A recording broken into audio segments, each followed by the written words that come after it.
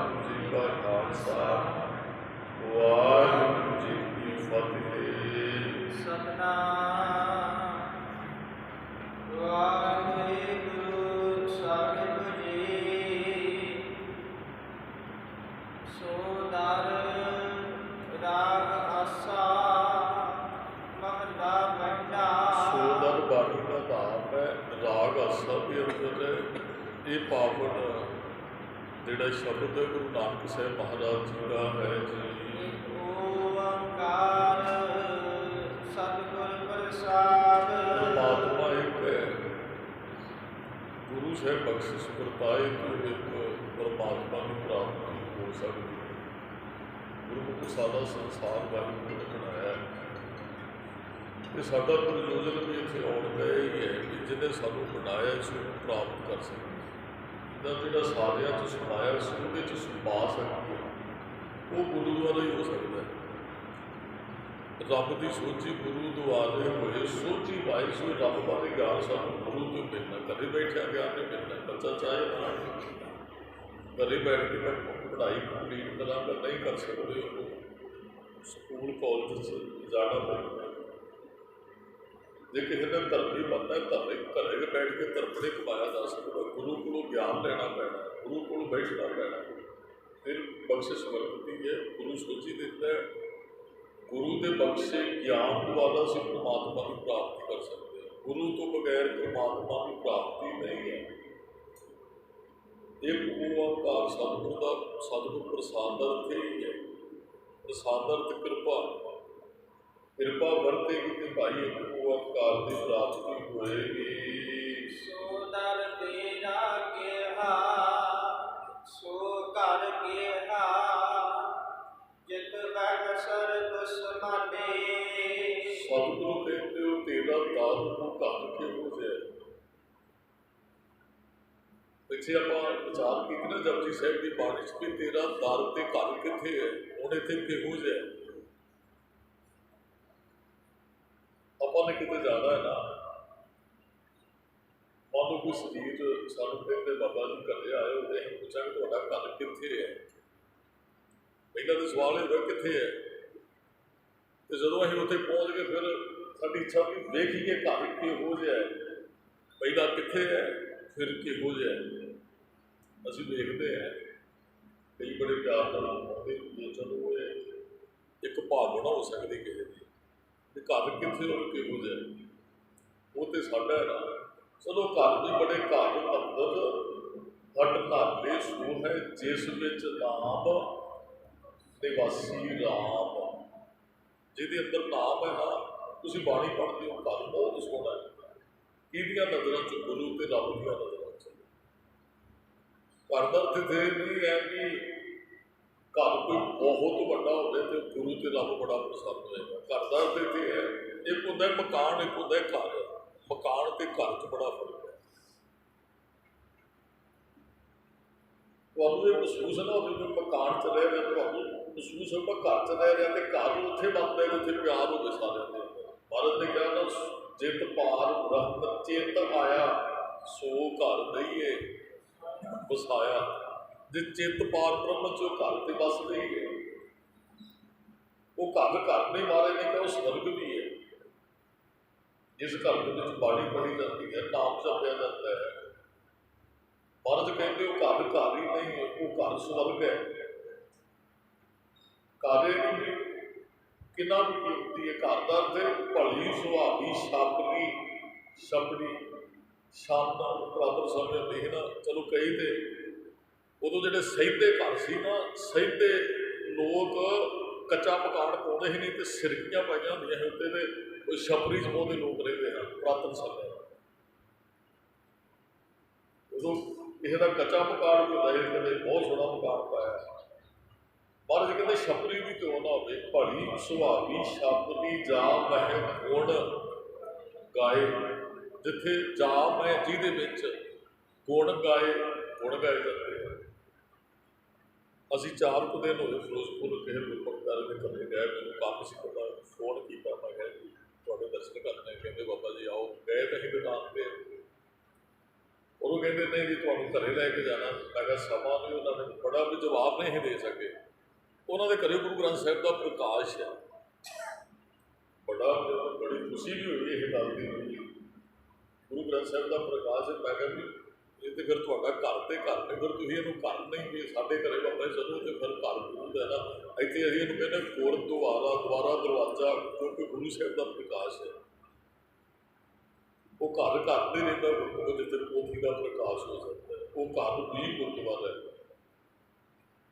ਜਿੱਥੇ ਬਾਣੀ ਪੜ੍ਹੀ ਜਾਂਦੀ ਹੈ। ਸੱਚਖੰਡ ਦੀ ਆਪਾਂ ਨੇ ਵਿਚਾਰ ਕੀਤੀ ਹੈ, ਜਿੱਥੇ ਰੱਬ ਰਹਿੰਦਾ ਦਹੋ ਜੀ, ਉਹ ਫਿਰ ਘਰ ਕਿਹੋ ਜਾਏਗਾ? ਘਰ ਇਹ ਨਹੀਂ ਹੈ ਵੀ ਮੰਨ ਲਓ ਤੁਹਾਡੇ ਹਿਰਦੇ 'ਚ ਰੱਬ ਵਸਦਾ ਹੈ, ਤੁਸੀਂ ਘਰੇ ਰਹਿੰਦੇ ਹੋ, ਰੱਬ ਨੂੰ ਯਾਦ, ਵਾਹਿਗੁਰੂ ਦਾ ਸਿਮਰਨ ਕਰਦੇ ਹੋ, ਤੁਹਾਡਾ ਘਰ ਹੀ ਤੇ ਰੱਬ ਦਾ ਘਰ ਹੈ। ਸੋ ਦਰ ਤੇਰਾ ਕਿਹਾ, ਹੁਣ ਰੱਬ ਨੂੰ ਪੁੱਛੇਗਾ ਕੌਣ? ਇਹਦਾ ਮਤਲਬ ਜਿਹੜਾ ਰੱਬ ਨੂੰ ਮਿਲ ਗਿਆ, ਤੇਰਾ ਗਿਆ ਨਾ, ਇਹਦਾ ਮਤਲਬ ਰੱਬ ਨਾਲ ਸਿੱਧੀ ਗੱਲ ਹੋ ਰਹੀ ਹੈ। ਇਹ ਅਵਸਥਾ ਵੀ ਬਾਕੀ ਬੜੀ ਔਖੀ ਹੈ। ਉਹਦੇ ਸ਼ਬਦ ਨਾਲ ਸਤਿਕਾਰ ਵਾਲੇ ਹੁੰਦੇ ਆ। ਵੈਸੇ ਅਸੀਂ ਤੇਰੇ ਤੇਰੇ 'ਚ ਨਹੀਂ ਪੈਂਦੇ ਆ। ਮਹਾਰਾਜ ਨੇ ਕਿਹਾ ਤੇਰਾ ਤੇ ਮੇਰਾ ਸ਼ਬਦ ਥੋੜ੍ਹਾ ਜਿਹਾ ਠੀਕ ਨਹੀਂ ਹੈ।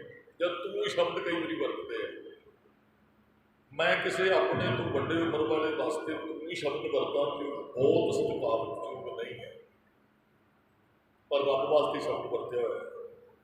ਤੂੰ ਕਰਤਾ, ਤੂੰ ਹੁਆ ਮੁਝ ਮੈਂ ਰਹਾ ਨਾ ਹੂੰ।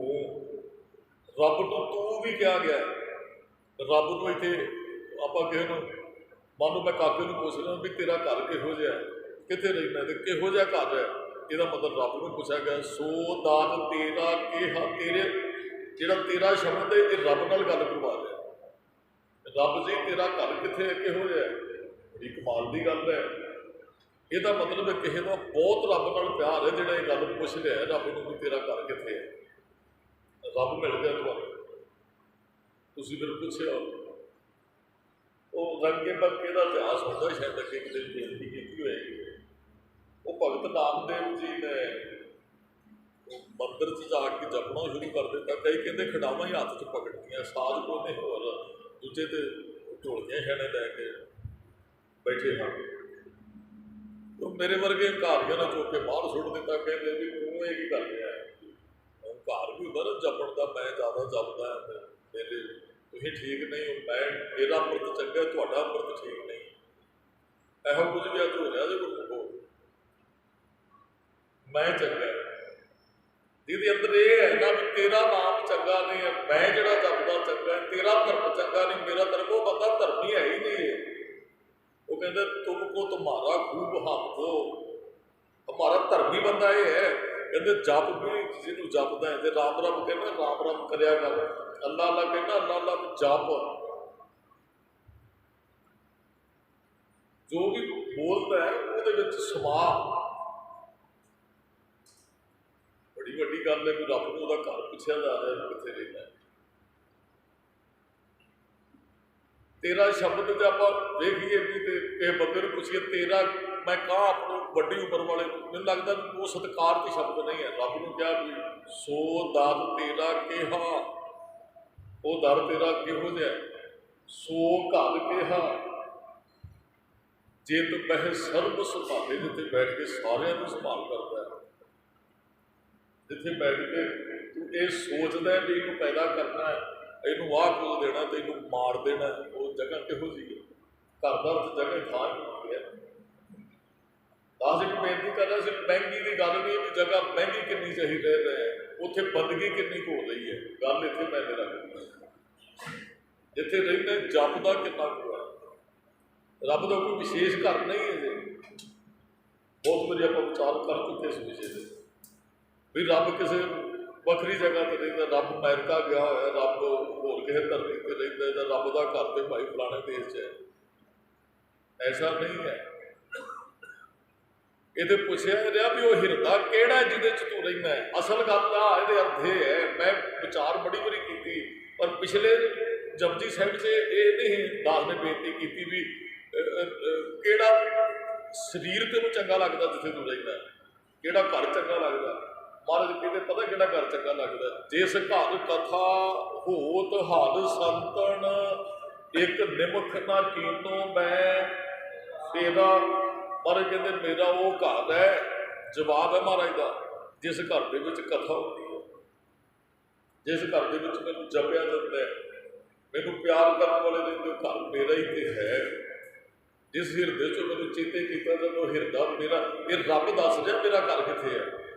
अं तो पूछया भी सो दाद तेरा केहा सो घर केहा, चेत महर सर्व संभाले, जिथे बैठा सारिया की संभाल करता है। फिर महाराज ने जवाब दिता तेरे च बैठे के तेरी संभाल कर रहा मैं, कमाल की गल है।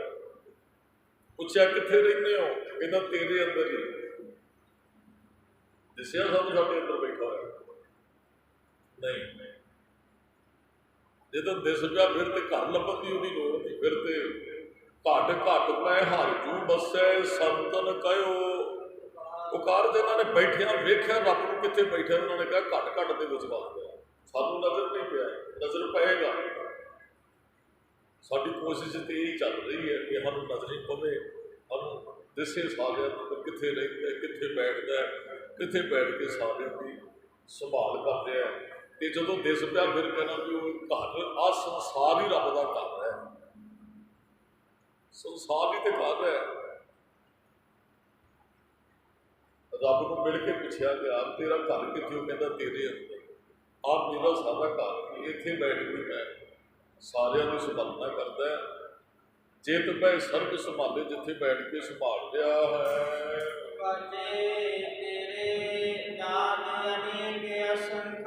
असंख्य का अर्थ होता है बेअंत। जपजी साहिब च विचार आप संख्य की भी कर चुके हैं। वाजे तेरे नाद अनेक नाद साज, ट्यून ढोल,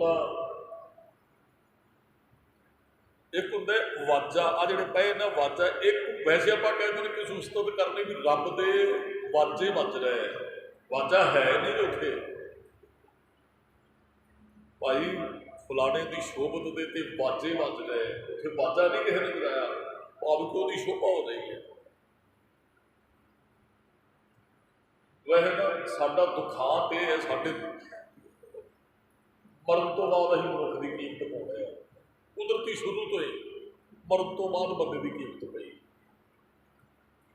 जिहदे अंदर धर्म सी ना ਉਹਦੇ ਨਾਲ ਜਿਉਂਦਿਆਂ ਲੋਕ नहीं खड़े, वो कुछ कर सकता ही नहीं खड़ते नाल ते, जिदन मर गया उदन की समाध के मथे बहुते रखे कहते बड़ा बंदा चंगा ही, बड़ा धर्म ही, जिਉਂਦਿਆਂ ਉਹਦੇ ਨਾਲ खड़ जाते, शायद जो कुछ करना चाहता वो कर सकता है। वाहिगुरू जी वाजे तेरे नाद अनेक असंखा, अनेक असंख वाजे तेरे दर ते वज रहे हैं। ਹੁਣ ਦਰ कितने जिदे ते वाजे वज रहे हैं, आही तो दर है। सवेर के वाजे वजे ना, जिन्ने भी धार्मिक स्थान है, गुरुद्वारे है, मसीतां आ, मंदिर आ, किते टल खड़क रहे हैं, किते रमोनियम वज रहे हैं, तबले वज रहे हैं, किते ढोलकियां छेड़ियां के नाल ये उहदे दर ते साज वज रहे हैं, उहदी शोभा दे वाजे, उहदी शोभा दे वाजे वज रहे हैं। केते तेरे वावड़ हारे, किन्ने तेनू गाउण वाले गिनती नहीं की जा सकती। किन्निया कि सवेर का उठ के रब रब रब कीता कि गिनती कर सकते हैं नहीं। बहुते वो जिन्हों का सानू पता है, बहुते वो जिहड़े बहुत जप रहे हैं, वो सानू असीं तो उन्हें आप जिन्ने कि शरीर रोज हाजरी भरते इन्ने कि पता है भाई रोज सारे आते हैं। पिंड के गुरुद्वारे किन्ने के शरीर ने, होर किसी धार्मिक स्थान हरिमंदर साहिब किन्ने को 1 लाख बंदा रोज का मत्था टेकता है जी हरिमंदर साहिब, रोज का 1 लाख बंदा। हाँ कोई दिन दिहाड़ा हो फिर उत्थे कोई गुरपुरब है, कोई ज्योति जोत गुरपुरब है, वो होना शहीदी दिहाड़े चल रहे हैं, अनगिनत शरीर हाजरी भरते हैं, जिन्हों की गिनती ही कोई नहीं है। महाराज तेरे दर से किन्ने को गा रहे हैं, किन्ने को वाजे वज रहे हैं, किन्नियां को धुनियां उठ रही ने, इन्हों की गिनती नहीं की जा सकती है जी। कहते किन्ने राग है, परी रागड़ियां स्यों कही है, रागां ते रागड़ियां द्वारा किन्ने को लोग तेनों कह रहे हैं, किन्ने को उस्ताद लोग ने, किन्ने को सिखण वाले हैं। ਰਾਗਾਂ ਦੇ ਵਿੱਚ ਪਾ ਕੇ ਰੱਬ ਦੀ ਉਸਤਤ ਕਰਦੇ ਆ। ਮਹਾਰਾਜ ਨੇ 31 ਰਾਗਾਂ 'ਚ ਗੁਰਬਾਣੀ ਦਾ ਉਚਾਰਨ ਕੀਤਾ, ਹਦਾਇਤ ਵੀ ਹੈ ਭਾਈ ਰਾਗਾਂ 'ਚ ਗਾਓ ਗੁਰਬਾਣੀ। ਰਾਗ ਇੱਕ ਬਰਤਨ ਹੈ ਜਿਸ 'ਚ ਅਸੀਂ ਅੰਮ੍ਰਿਤ ਪਾ ਕੇ ਛਕਣਾ ਹੈ, ਨਾਮ ਰੂਪੀ। ਮਹਾਰਾਜ ਕਿੰਨੇ ਨੇ ਜਿਹੜੇ ਰਾਗ ਤੇ ਰਾਗੜੀਆਂ ਦੇ ਰਾਹੀਂ ਕੀਤੇ ਤੇਰੇ ਰਾਗ ਪਰੀ ਸੋ ਕਹੀਏ, ਰਾਗ ਤੇ ਰਾਗੜੀਆਂ ਦੇ ਰਾਹੀਂ ਆਪਾਂ ਘਰੇ ਰੱਬ ਨੂੰ ਚੇਤੇ ਕਰਨਾ। ਕੀਰਤਨ ਵਾਲਿਆਂ ਨੂੰ ਸੱਦਦੇ ਆ ਕਿ ਨਹੀਂ? ਭਾਈ ਸਾਹਿਬ ਜੀ ਉਹ ਰਾਗਾਂ ਰਾਹੀਂ ਤੇ ਅਸੀਂ ਰੱਬ ਨੂੰ ਯਾਦ ਕਰਨਾ ਚਾਹੁੰਦੇ ਹਾਂ। ਕਿਸੇ ਨੇ ਕਿਹਾ ਜੀ ਕਥਾ ਕਰੀਏ, ਕਥਾ ਰਾਹੀਂ ਵੀ ਅਸੀਂ ਉਹਦੀ ਉਸਤਤ। ਕਿਸੇ ਨੇ ਕਿਹਾ ਕੀਰਤਨ ਕਰੀਏ। ਵਾਹਿਗੁਰੂ ਜੀ ਕਿੰਨੇ ਕੁ ਤੈਨੂੰ ਰਾਗਾਂ ਰਾਗੜੀਆਂ ਦੇ ਰਾਹੀਂ ਗਾ ਰਹੇ, ਉਹਨਾਂ ਦੀ ਗਿਣਤੀ ਨਹੀਂ ਕੀਤੀ ਜਾ ਸਕਦੀ ਹੈ ਜੀ। ਕਿੰਨੇ ਕੁ ਤੈਨੂੰ ਗਾਉਣ ਵਾਲੇ ਮਹਾਨ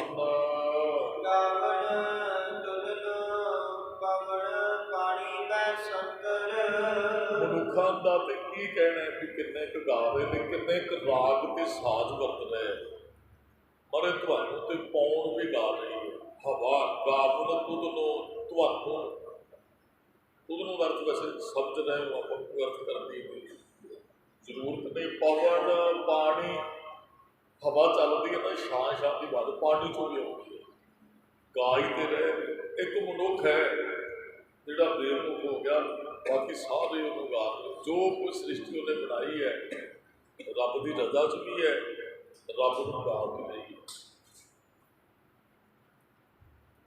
ਮਰਦ ਪੌਣ ਪਾਣੀ ਤੇ ਬਸੰਤਰ ਅੱਗ ਵੀ ਤੈਨੂੰ ਗਾ ਰਹੀ ਹੈ।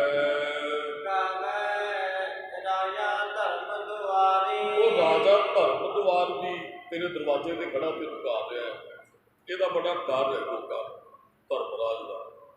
ਕਹਿੰਦੇ ਤੇਰੇ ਡਰ 'ਚ ਹੈ ਧਰਮਰਾਜ ਤੇ ਡਰਨ ਦੀ ਜ਼ਰੂਰਤ ਹੈ। ਜੀਵਨ ਚੰਗਾ ਹੋਣਾ ਚਾਹੀਦਾ ਹੈ। ਜਿਹਨੇ ਕ੍ਰਾਈਮ ਵੀ ਕੋਈ ਨਹੀਂ ਕੀਤਾ, ਕਾਨੂੰਨ ਤੋਂ ਕਿਉਂ ਡਰੇ? ਪੁਲਿਸ ਤੋਂ ਡਰਦਾ ਹੀ ਨਹੀਂ। ਉਹ ਕਹਿੰਦਾ ਆਪਾਂ ਨੂੰ ਕਹਿਣ ਵੀ ਕੁਝ ਨਹੀਂ ਹੋਵੇ, ਕ੍ਰਾਈਮ ਵੀ ਕੋਈ ਨਹੀਂ, ਗੁਨਾਹ ਹੀ ਕੋਈ, ਪਾਪ ਵੀ ਕੋਈ ਨਹੀਂ। ਮਹਾਰਾਜ ਕਹਿੰਦੇ ਹੋ ਰਾਜਾ ਧਰਮ ਤੋਂ ਬਾਅਦ ਵੀ ਤੈਨੂੰ ਗਾ ਰਿਹਾ ਹੈ। ਅੱਗ ਹਵਾ ਪਾਣੀ ਵੀ ਤੇਰੇ ਭੈ ਦੇ ਅੰਦਰ ਚੱਲ ਰਿਹਾ ਤੇ ਤੈਨੂੰ ਗਾ ਰਹੇ ਹਨ।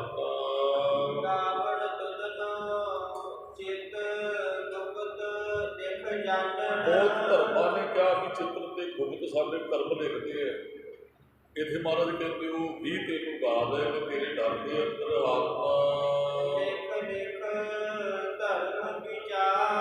ਉਹ ਬੰਦੇ ਨੂੰ ਜਾਣਦੇ ਨੇ ਤੇ ਫਿਰ ਲਿਖ ਲਿਖ ਕੇ ਧਰਮਰਾਜ ਕੋਲ ਦੇ ਦਿੰਦੇ ਆ। ਚਿੱਤਰ ਤੇ ਗੁਪਤ ਇਹ ਦੱਸਦੇ ਹੁੰਦੇ। ਸਾਨੂੰ ਕਈ ਧਰਮ ਵਾਲੇ ਕਹਿੰਦੇ ਵੀ ਸਾਡੇ ਇੱਕ ਮੋਢੇ ਤੇ ਚਿੱਤਰ ਬੈਠਾ ਹੁੰਦਾ, ਇੱਕ ਤੇ ਗੁਪਤ ਬੈਠਾ ਹੁੰਦਾ ਤੇ ਉਹ ਸਾਨੂੰ ਸੁਣਦੇ, ਜੋ ਅਸੀਂ ਬੋਲਦੇ ਹਾਂ, ਜੋ ਅਸੀਂ ਸੋਚਦੇ ਹਾਂ, ਉਹ ਵੀ ਉਹਨੂੰ ਪਤਾ ਲੱਗ ਜਾਂਦਾ ਹੈ ਤੇ ਉਹਨਾਂ ਦੇ ਹੱਥ 'ਚ ਬਹੀਆਂ ਹੁੰਦੀਆਂ ਨੇ, ਨਾਲ ਦੀ ਨਾਲ ਨੋਟ ਕਰੀ ਜਾਂਦੇ ਸਾਡੀ ਹਰੇਕ ਕਰਤੂਤ ਤੇ ਹਰੇਕ ਗੱਲ। ਤੇ ਜਿੱਦਣ ਮਨੁੱਖ ਦੀ ਮੌਤ ਹੋ ਜਾਂਦੀ, ਵਹੀਆਂ ਖਾਤੇ ਚੁੱਕਦੇ ਨੇ, ਚਲੇ ਜਾਂਦੇ ਨੇ ਧਰਮਰਾਜ ਕੋਲ, ਕਹਿੰਦੇ ਲਓ ਜੀ ਇਸ ਬੰਦੇ ਦਾ ਹਿਸਾਬ ਕਿਤਾਬ ਲੈ। ਤੇ ਫਿਰ ਉਸ ਖਾਤੇ ਦੇ ਹਿਸਾਬ ਕਿਤਾਬ ਨਾਲ ਫਿਰ ਧਰਮਰਾਜ ਕਹਿੰਦੇ ਇਹਨੂੰ ਸਜ਼ਾ ਦੇ ਦਿਓ ਤੇ ਇਹਨੂੰ ਛੱਡ ਦਿਓ, ਇਹਨੂੰ ਮਾਰੋ ਤੇ ਸੁਰਗੁਰੂ ਕਰ ਦਿਓ, ਇਹਨੂੰ ਜਬਰ ਕਰਦੇ ਗੇਟ ਚੋਂ ਕੱਢ ਦਿਓ। ਮਹਾਰਾਜ ਕਹਿੰਦੇ ਹੋ ਵੀ ਤੈਨੂੰ ਗਾ ਦੇ। ਵੈਸੇ ਤਾਂ ਸਾਡੇ ਧਰਮ ਨੇ ਜਿਹੜੀ ਗੱਲ ਕਿ ਚਿੱਤਰਦਾਰ ਹੁੰਦਾ ਹੈ, ਤਸਵੀਰ ਜਿਹੜੇ ਸਾਹਮਣੇ ਅਸੀਂ ਕਰਮ ਕੀਤੇ, ਤਸਵੀਰ ਲੱਗੀ ਹੋਵੇ ਤੇ ਅੰਦਰ ਤੇ ਸਾਰਿਆਂ ਨੂੰ ਦਿਸਣੀ ਹੈ। ਤਸਵੀਰ ਲੱਗੀ ਹੈ। ਕੁਝ ਕਰਮ ਨੇ ਸਾਰਿਆਂ ਨੂੰ ਦਿਸ ਪੈਂਦੇ ਇਹ ਕੀ ਕਰਦੇ ਆ। ਕੁਝ ਕਰਮ ਜਿਹੜੇ ਗੁਪਤ ਕੀਤੇ ਉਹ ਸਾਰਿਆਂ ਨੂੰ ਦਿਸਦੇ, ਉਹ ਸਾਨੂੰ ਕਰਨ ਵਾਲੇ ਨੂੰ ਪਤਾ ਕੀ ਕੀਤੇ। ਨਾ ਉਹ ਮਾਂ ਨੂੰ ਪਤਾ, ਨਾ ਪਿਓ ਨੂੰ ਪਤਾ, ਨਾ ਘਰ ਵਾਲਿਆਂ ਨੂੰ ਪਤਾ, ਨਾ ਬੱਚਿਆਂ ਨੂੰ ਪਤਾ ਹੈ, ਨਾ ਗੁਰੂ ਤੋਂ ਵੀ। ਸਾਨੂੰ ਇਹ ਲੱਗਦਾ ਕਿ ਗੁਰੂ ਨੂੰ ਨਹੀਂ ਪਤਾ, ਰੱਬ ਨੂੰ ਨਹੀਂ ਪਤਾ। ਗੁਪਤ ਤੇ ਲਿਖੇ ਗਏ, ਉਹਦੀ ਡਿਊਟੀ ਇਹ ਲੱਗੀ ਹੈ ਵੀ ਤੂੰ ਲਿਖ ਰਿਹਾ। ਗੁਪਤ ਕੀਤੇ ਵੀ ਫਿਰ ਰੱਬ ਦੇ ਸਾਹਮਣੇ ਪ੍ਰਗਟ ਹੋ ਜਾਂਦੇ ਆ। ਦੇਖ ਵਾਲ ਅਣਕ ਪੜਦੇ ਮੈਂ ਪਰਦਾਰਾ ਸੰਗ ਫਾਕੇ, ਚਿੱਤਰ ਗੁਪਤ ਜਬ ਲੇਖਾ ਮੰਗ ਹੈ, ਤਬ ਕੌਣ ਪੜਦਾ ਤੇਰਾ। ਜਦੋਂ ਉਹਨਾਂ ਨੇ ਵਹੀ ਖੋਲ ਦਿੱਤੀ ਫਿਰ ਤੇਰਾ ਪੜਦਾ ਕੌਣ ਲੱਗਿਆ। ਫਿਰ ਤੇ ਮਾਂ ਵੀ ਨਹੀਂ ਕਹਿ ਸਕਦੀ ਵੀ ਇਹਨੇ ਆ ਨਹੀਂ ਕੀਤਾ। ਤੇ ਉਹ ਚਿੱਤਰਗੁਪਤ ਕਹਿਣਗੇ ਮਾਂ ਤੈਨੂੰ ਕੀ ਪਤਾ ਇਹਨੇ ਕੀਤਾ ਕਿ ਨਹੀਂ, ਸਾਨੂੰ ਪਤਾ ਨਾ ਕੀਤਾ, ਅਸੀਂ ਮੋਢਿਆਂ ਦੇ ਬੈਠੇ ਆ, ਤੂੰ ਕਿਹੜੀ ਨਾਲ ਸੌ। ਮਾਂ ਪਿਓ ਸਾਡੇ ਨਾਲ ਨਹੀਂ ਹੁੰਦਾ, ਉਹ ਸਾਡੇ ਕਰਨੀ ਕਾਗਜ਼ ਮਨ ਮਜ਼ਬਾਨੀ ਬੁਰਾ ਭਲਾ ਦੋਏ ਲਿਖ। ਚੰਗਾ ਕਰਮ ਵੀ ਉਹ ਲਿਖਦੇ, ਇਹ ਨਹੀਂ ਹੈਗਾ ਬੁਰਾ ਹੀ ਲਿਖਦੇ ਆ। ਉਹ ਕਈ ਵਾਰੀ ਸਾਨੂੰ ਇਹ ਲੱਗਦਾ ਬੁਰਾ ਹੀ ਲਿਖਦੇ, ਚੰਗਾ ਨਹੀਂ ਲਿਖਦੇ। ਚੰਗਾ ਵੀ ਲਿਖਦੇ ਆ, ਬੁਰਾ ਵੀ ਲਿਖਦੇ ਆ। ਚੰਗਿਆਈਆਂ ਬੁਰਾਈਆਂ ਵਾਚੇ ਧਰਮਾਂ, ਮੈਨੂੰ ਚੰਗਿਆਈ ਬੁਰਾਈ ਧਰਮ ਰਾਜ ਦੀ ਹਦੂਰੀ ਚ ਵਾਚੀ ਜਾਂਦੀ ਹੈ। ਗਾਵਨ ਤੁਧਨੋ ਈਸਰ ਬ੍ਰਹਮਾ ਦੇਵੀ। ਰੱਬ ਜੀ ਤੈਨੂੰ ਸ਼ਿਵ ਵੀ ਗਾਉਂਦਾ, ਈਸ਼ਰ ਬਰਮਾ ਵੀ ਤੈਨੂੰ ਗਾਉਂਦਾ, ਦੇਵੀਆਂ ਵੀ ਤੈਨੂੰ ਗਾ ਰਹੀਆਂ ਹਨ। ਸੋਹਣ ਤੇਰੇ ਸਦਾ ਸਵਾਰੇ। ਉਹ ਤੇਰੇ ਦਰ ਤੇ ਸਵਾਦੋ ਇਹਨਾਂ ਬੜੇ ਸੋਹਦੇ, ਆਪਾਂ ਸੋਹਦੇ ਹੀ ਆ ਜਿਸ ਪਾਸ ਬੈਠਿਆ ਸੋਈ ਹੈ ਸਭਨਾ ਦਾ। ਬਾਹਰ ਭਾਵੇਂ ਤੁਹਾਨੂੰ ਕੋਈ ਮਾੜਾ ਵੀ ਬੋਲੇ, ਤੁਹਾਡੇ ਗਲ ਵੀ ਪੈ ਕੇ ਜਾਂਦੀ ਹੋਵੇ, ਇੱਥੇ ਤੁਸੀਂ ਬੈਠੇ ਹੋ, ਤੁਹਾਡੇ ਅੱਗੇ ਹੱਥ ਹੀ ਜੁੜਦੇ ਸਾਰਿਆਂ ਦੇ। ਕਈ ਸਰੀਰ ਆਉਂਦੇ ਨਾ, ਉਹ ਮਹਾਰਾਜ ਨੂੰ ਵੀ ਫਤਿਹ ਬੁਲਾਉਂਦੇ, ਸੰਗਤ ਨੂੰ ਵੀ ਫਤਿਹ ਬੁਲਾਉਂਦੇ ਆ। ਉਹਨਾਂ ਨੇ ਸਾਡੇ ਅੰਦਰ ਨਹੀਂ ਦੇਖਿਆ ਕੀ ਹੈ, ਉਹਨਾਂ ਨੇ ਸੰਗਤੀ ਰੂਪ ਵਿੱਚ ਸਾਡੇ ਅੱਗੇ ਸਿਰ ਝੁਕਾਇਆ ਜੀ, ਆਪਣਾ ਸਤਿਕਾਰ ਮਿਲਿਆ। ਇਸ ਤਰ੍ਹਾਂ ਤੇਰੇ ਦਰ ਤੇ ਜਿਹੜੇ ਗਾ ਰਹੇ ਨੇ ਉਹਨਾਂ ਨੂੰ ਸਤਿਕਾਰ ਪਿਆਰ ਮਿਲਦਾ ਹੈ। ਗਾਵਨ ਤੁਧਨੋ ਇੰਦਰ ਇੰਦਰਾਸਨ ਬੈਠੇ। ਤੁਹਾਨੂੰ ਇੰਦਰ ਵੀ ਗਾ ਰਿਹਾ ਹੈ, ਇੰਦਰਾਸਨ ਬੈਠੇ ਕਿੰਨੇ ਸਾਰੇ ਤੁਹਾਨੂੰ ਦੇਵਤੇ ਗਾ ਰਹੇ ਹਨ। ਦੇਵਤਿਆਂ ਦਰ ਨਾਤੇ। ਉਹ ਦੇਵਤੇ ਤੇਰੇ ਦਰ ਦੇ ਉੱਪਰ ਨੇ ਔਰ ਸਾਰੇ ਤੇਰੀ ਉਸਤਤ ਵਡਿਆਈ ਵਿੱਚ ਲੱਗੇ ਹੋਏ ਹਨ।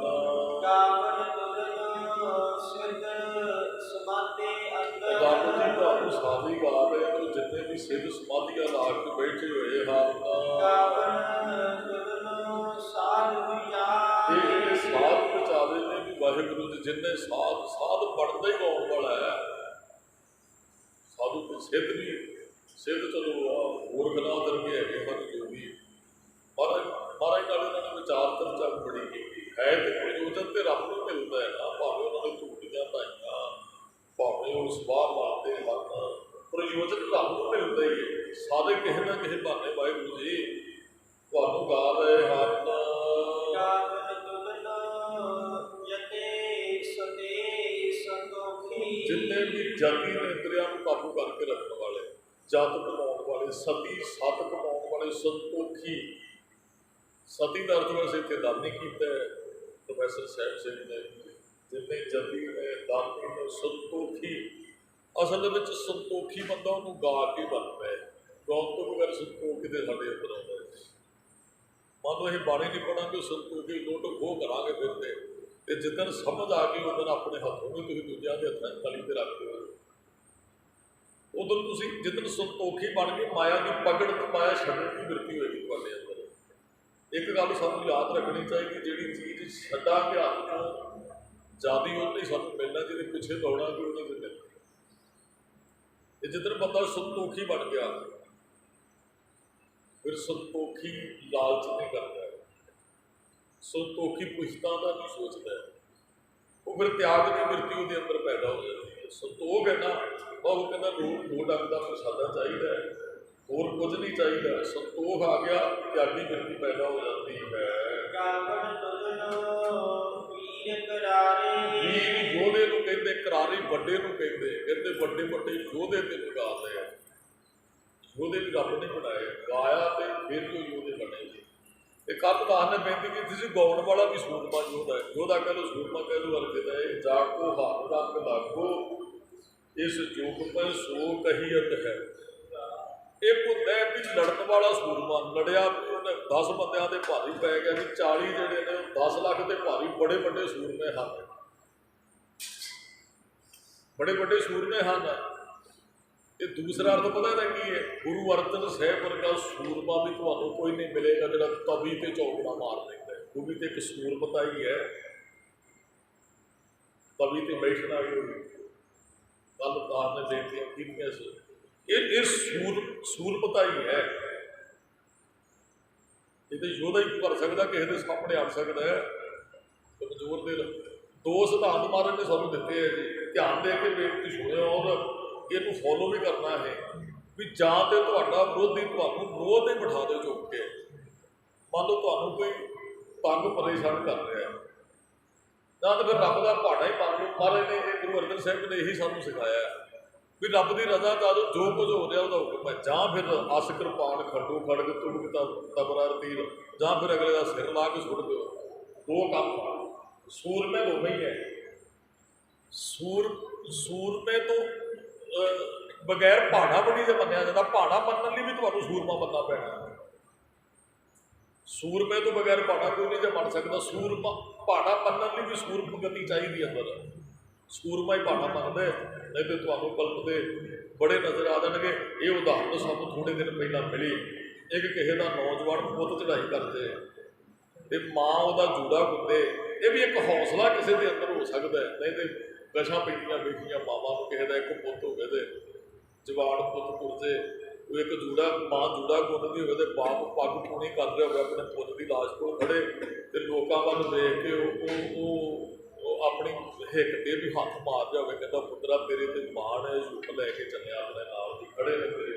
ਇਹ ਵੀ ਇੱਕ ਸੂਰਮਤਾ ਹੀ ਆ ਅੰਦਰ। ਸੂਰਮੇ ਤੋਂ ਬਗੈਰ ਤੇ ਆਪਣੇ ਪੁੱਤ ਦੀ ਲਾਸ਼ ਤੇ ਖੜ ਕੇ ਜਕਾਰਾ ਹੀ ਨਹੀਂ ਛੱਡਿਆ ਜਾਂਦਾ ਹੈ। ਇੱਕ ਸੂਰਮਤਾ ਹੀ ਅੰਦਰ ਚਾਹੀਦੀ ਹੈ। ਭਾਣਾ ਮੰਨਣ ਲਈ ਵੀ ਬੰਦੇ ਨੂੰ ਸੂਰਮਾ ਬਣਨਾ ਪੈਣਾ, ਲੜਨ ਲਈ ਵੀ ਬੰਦੇ ਨੂੰ ਸੂਰਮਾ ਬਣਨਾ ਪੈਣਾ, ਤਵੀ ਤੇ ਬੈਠਣ ਲਈ ਵੀ ਸੂਰਮਾ ਚਾਹੀਦਾ ਹੈ, ਲੜਨ ਵਾਸਤੇ 10 ਲੱਖ ਸਾਹਮਣੇ ਖੜਨ ਲਈ ਵੀ ਸੂਰਮਾ ਹੀ ਖੜਦਾ ਹੈ। ਇੱਥੇ ਮਹਾਰਾਜ ਨੇ ਕਿਹਾ ਗਾਵਨ ਤੁਧ ਨੂੰ ਵੀਰ ਕਰਾਰੇ, ਵੀਰ ਸੂਰਮੇ ਨੂੰ ਕਹਿੰਦੇ ਨੇ। ਕਰਾਰੇ ਦਾ ਅਰਥ ਤਗੜੇ ਸੂਰਮੇ, ਉਹ ਤੈਨੂੰ ਗਾ ਰਹੇ ਹਨ ਜੀ। ਗਾਵਨ ਤੁਧ ਨੂੰ ਪੰਡਤ ਪੜ੍ਹਨ ਈਸ਼ਵਰ। ਰੱਬ ਜੀ ਤੁਧਨੋਂ ਤੇ ਪੰਡਤ ਜਿੰਨੇ ਵੀ ਵੇਦ ਧਾਰਮਿਕ ਗ੍ਰੰਥ ਪੜ੍ਹ ਰਹੇ, ਰਖੀ ਸੁਰ ਦੇਵਤੇ ਨੂੰ ਕਹਿੰਦੇ ਆ। ਤੇ ਰਖੀ ਦਾ ਅਰਥ ਅਸੀਂ ਰਿਖੀ ਕਰ ਸਕਦੇ। ਰਿਖੀ ਦੇਵਤੇ ਤੈਨੂੰ ਗਾ ਰਹੇ ਹਨ ਜੀ। ਜੁਗ ਜੁਗ ਵੇਦਾਂ ਨਾਲੇ। ਪੰਡਤ ਜੀ ਜੁਗਾ ਜੁਗਾ ਤੋਂ ਵੇਦ ਪੜ੍ਹ ਰਹੇ ਨੇ ਜੀ, ਤੇਰੀ ਯਾਦ 'ਚ ਪੜ੍ਹ ਰਹੇ, ਤੈਨੂੰ ਗਾ ਰਹੇ ਹਨ। ਗਾਵਨ ਤੁਧ ਨੂੰ ਮੋਹਣੀਆਂ ਮਨ ਮੋਹਣ। ਮਨ ਨੂੰ ਮੋਹਣ ਵਾਲੀਆਂ ਸੋਹਣੀਆਂ ਇਸਤਰੀਆਂ ਵੀ ਤੈਨੂੰ ਗਾ ਰਹੀਆਂ। ਉਹ ਸੂਰਮੇ ਦਾ ਵਿਰੋਧੀ ਸ਼ਬਦ ਹੈ।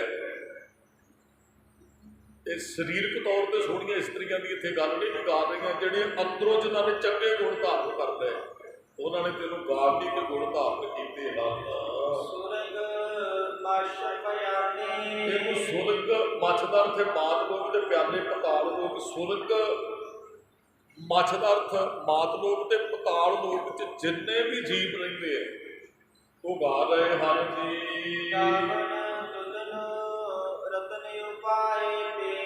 ਜਿਹੜੇ ਤੇਰੇ ਰਤਨ ਪੈਦਾ ਕੀਤੇ ਉਹ ਵੀ ਤੈਨੂੰ ਗਾ ਰਹੇ ਹਨ। ਹਾੜ ਤੀਰਥਾਂ ਤੇ ਇਸ਼ਨਾਨ ਕਰਨ ਵਾਲੇ ਵੀ ਤੈਨੂੰ ਗਾ ਰਹੇ। ਇਸ਼ਨਾਨ ਕਰਨਾ ਵੀ ਤੇ ਰੱਬ ਦੀ ਯਾਦ 'ਚ ਜਾਣਾ। ਆਪ ਜੀ ਮੰਨ ਲਓ ਸੋਚ ਲੈਂਦੇ ਵੀ ਆਪਾਂ ਇੱਕ ਫਲਾਣੇ ਥਾਂ ਤੇ ਇਸ਼ਨਾਨ ਕਰਕੇ ਆਉਣਾ। ਇਸ਼ਨਾਨ ਕਰਨਾ ਵੀ ਧਾਰਮਿਕ ਹੋਣਾ ਹੈ। ਇਸ਼ਨਾਨ ਕਰਨਾ ਵੀ ਧਾਰਮਿਕ ਹੋਣਾ ਹੈ। ਇੱਥੋਂ ਧਰਮ ਇੱਥੋਂ ਸ਼ੁਰੂ ਹੁੰਦਾ ਜੇ ਇਸ਼ਨਾਨ ਤੋਂ। ਇਹਦਾ ਕਦੇ ਵੀ ਖੰਡਨ ਨਹੀਂ ਕਰਨਾ।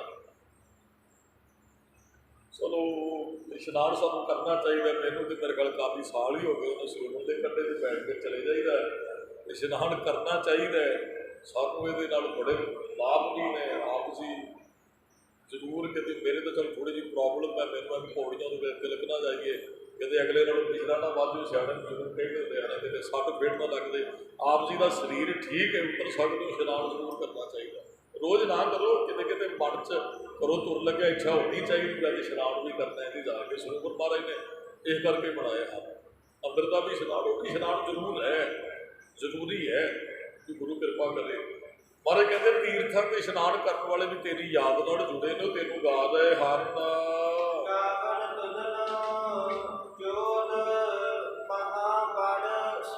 ਜਿੰਨੇ ਯੋਧੇ ਮਹਾਬਲੀ ਸੂਰਮੇ ਨੇ ਉਹ ਤੈਨੂੰ ਗਾ ਰਹੇ ਹਨ ਜੀ। ਖਾਣੀ ਚਾਰ ਖਾਣੀਆਂ ਜੀ, ਅੰਡਜ ਜੇਰਜ ਸੇਤਜ ਤੇ ਉਤ ਭੁਜ। ਚਾਰ ਖਾਣੀਆਂ ਚੋਂ ਅਸੀਂ ਪੈਦਾ ਹੋਏ ਆ। ਅੰਡਜ ਜੇਰਜ ਸੇਤਜ ਉੱਤਰ ਦੀ ਵਿਆਖਿਆ ਫਿਰ ਕਿਤੇ ਕਰਾਂਗੇ। ਇੱਛਾ ਸੀ ਅੱਜ ਵੀ ਆਪਾਂ ਜਿਹੜੇ ਦਿਨ ਸ਼ਹੀਦਾਂ ਦੇ ਚੱਲ ਰਿਹਾ, ਥੋੜ੍ਹਾ ਜਿਹਾ ਇਤਿਹਾਸ ਆਪਾਂ 84 ਦਾ ਸ਼ੁਰੂ ਕਰਕੇ। ਪਰ ਅੱਜ ਸ਼ਬਦ ਥੋੜ੍ਹਾ ਜਿਹਾ ਮੇਰਾ ਸੋਦਾਰ ਵਾਲਾ, ਉਹ ਕੱਲ੍ਹ ਤੋਂ ਆਪਾਂ 2 ਦਿਨ ਆਪਣੇ ਕੋਲ ਬਾਕੀ ਹੈ ਸੰਖੇਪ ਹੋਊਗੀ, 4 ਸ਼ੁਰੂ ਕਰਾਂਗੇ। ਮਹਾਰਾਜ ਤੈਨੂੰ ਸੂਰਮੇ ਮਾਂ ਬੜੀ ਸਾਰੇ ਗਾ ਰਹੇ ਹਨ ਜੀ।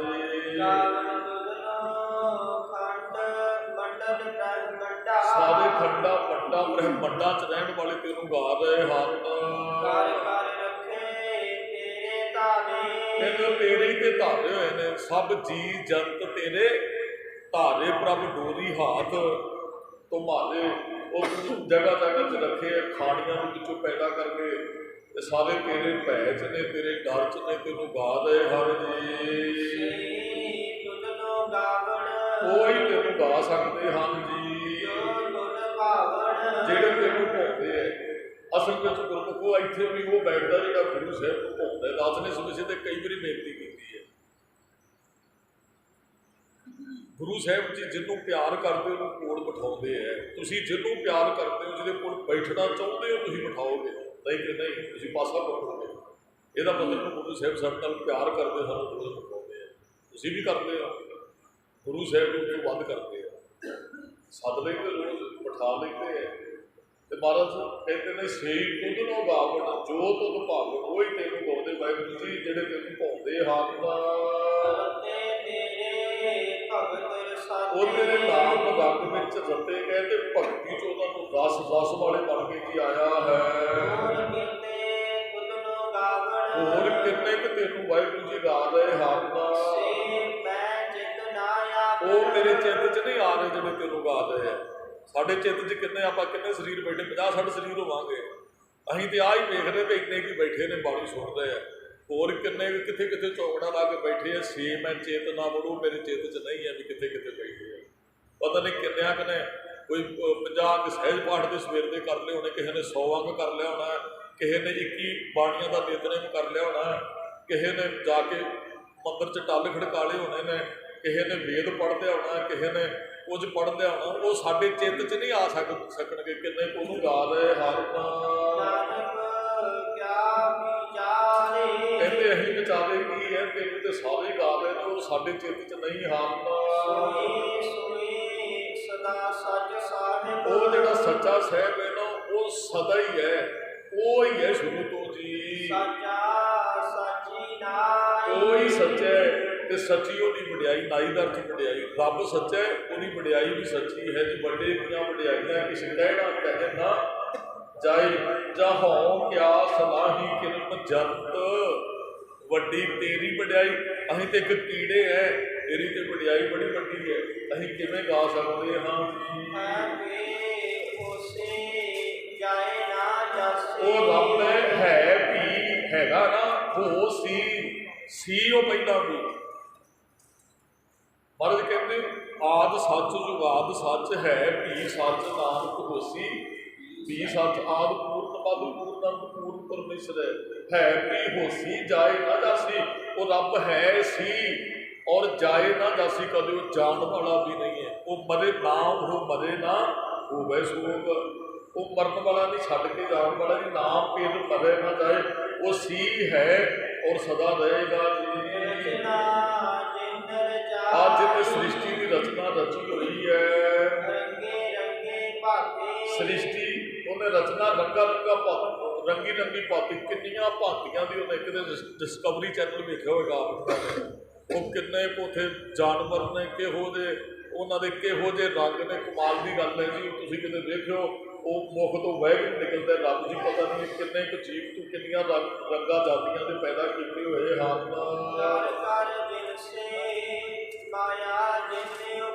ਕਿੰਨੇ ਜਿਨਸਾਂ ਦੇ ਜੀਵ ਉਹਨੇ ਪੈਦਾ ਕੀਤੇ, ਕਿੰਨੀਆਂ ਰੰਗਾਂ ਦੇ ਭਾਂਤੀਆਂ ਦੇ, ਫਿਰ ਉਹਨੇ ਮਾਇਆ ਵੀ ਪੈਦਾ ਕੀਤੀ ਹੈ।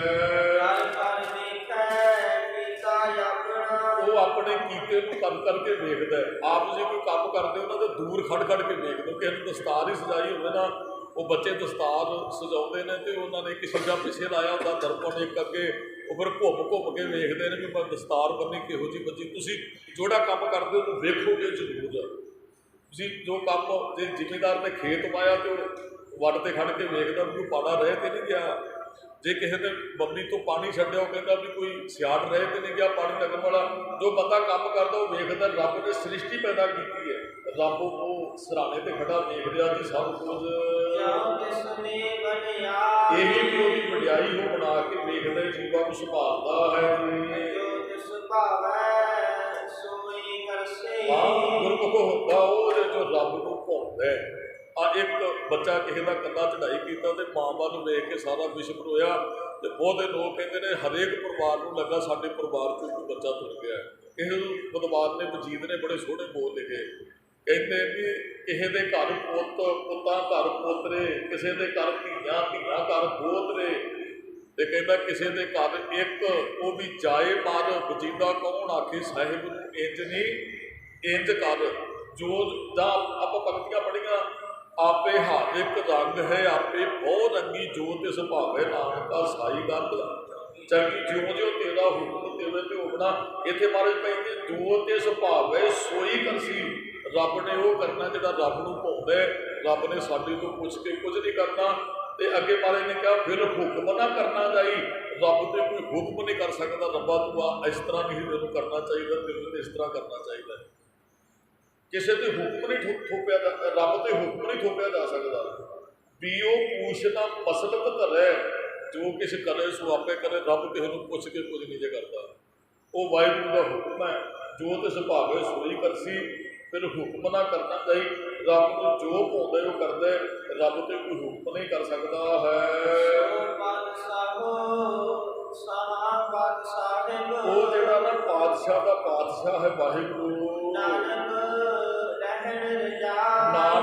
ਤੈਨੂੰ ਦੀ ਰਜ਼ਾ ਚ ਰਾਜ਼ੀ ਰਹਿਣਾ ਚਾਹੀਦਾ। ਜਿਹੜਾ ਪਾਤਸ਼ਾਹ ਦਾ ਪਾਤਸ਼ਾਹ ਹੈ ਨਾ ਉਹਦੀ ਰਜ਼ਾ 'ਚ ਸਾਨੂੰ ਆਉਣਾ ਚਾਹੀਦਾ। ਗੁਰਮੁਖ ਅਸਲ ਦੇ ਵਿੱਚ ਨਾ ਰਜ਼ਾ 'ਚ ਰਹਿ। ਜਪਜੀ ਸਿੰਘ ਦਾ ਤੱਤ ਸਾਧ ਇਹ ਹੀ ਹੈ ਕਿ ਸਚਿਆਰਾ ਹੋਈਐ ਕਿ ਕੂੜੇ ਟੁੱਟੇ ਪਾਲ। ਤੇ ਮਹਾਰਾਜ ਨੇ ਕਿਹਾ ਹੁਕਮ ਪਰ ਜਾਈ ਚੱਲਣਾ ਨਾਨਕ ਲਿਖਿਆ ਨਾ ਹੁਕਮ ਪਰ ਜਾਈ ਜੋ ਚੱਲੇ ਸੋ ਪਵੇ ਖਜ਼ਾਨੇ 'ਚ। ਤੇ ਰੱਬ ਨਾਲ ਇੱਕ ਨੇ ਘੋੜਾ ਨੂੰ ਰਜ਼ਾ 'ਚ ਜ਼ਰੂਰ ਰਹਿਣਾ ਪੈਣਾ। ਰਜ਼ਾ ਦੇ ਉੱਤੇ ਚੱਲਣ ਵਾਲਾ ਰੱਬ ਦੀ ਖੁਸ਼ੀ ਪ੍ਰਾਪਤ ਨਹੀਂ ਕਰ ਸਕਦਾ। ਪੁੱਤਾਂ ਚੁੱਕਾਂ ਦੀ ਖਿਮਾ ਜੀ ਮੇਰੀਆਂ ਵੀ ਬੇਟੀਆਂ ਕੁਰਬਾਨ ਕਰਨੀਆਂ। ਨਾਨਕ ਸਾਹਿਬ ਜੀ ਦਾ ਪਾਠ ਨਾਲ ਮਿਲ ਕੇ ਗੁਰੂ ਚਰਨਾਂ 'ਚ ਅਰਦਾਸ ਕੀਤੀ। ਸਮੁੱਚੀਆਂ ਸੰਗਤਾਂ ਦਾ ਧੰਨਵਾਦ। ਜੀ ਆਇਆਂ ਨੂੰ ਭੁੱਲਾਂ ਚੁੱਕਾਂ ਦੀ ਖਿਮਾ ਗਾਦ ਨੂੰ ਬਾਣੀ ਦੀ ਵਿਚਾਰ ਕਰਦੇ ਆ। ਅਨੇਕਾਂ ਤਰ੍ਹਾਂ ਦੀਆਂ ਗਲਤੀਆਂ ਹੋ ਜਾਂਦੀਆਂ। ਸੰਗਤ ਕੋਈ ਸਾਨੂੰ ਬਖਸ਼ ਲੈਣਾ ਜੀ। ਵਾਹਿਗੁਰੂ ਜੀ ਕਾ ਖਾਲਸਾ ਵਾਹਿਗੁਰੂ ਜੀ ਕੀ ਫਤਿਹ।